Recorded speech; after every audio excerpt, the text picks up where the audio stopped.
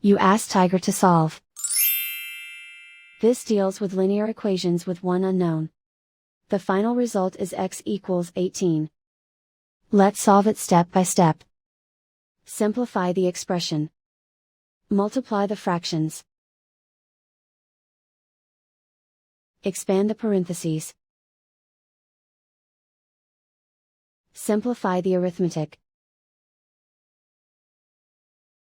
Break up the fraction.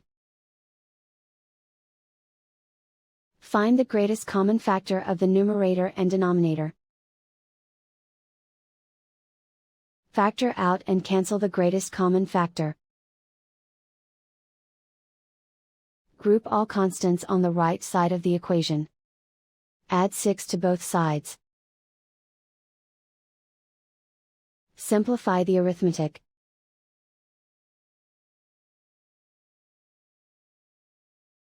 Isolate the x. Multiply both sides by inverse fraction 3/2. Group like terms. Multiply the coefficients.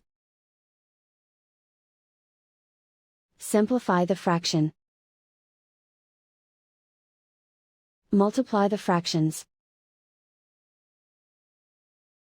Simplify the arithmetic.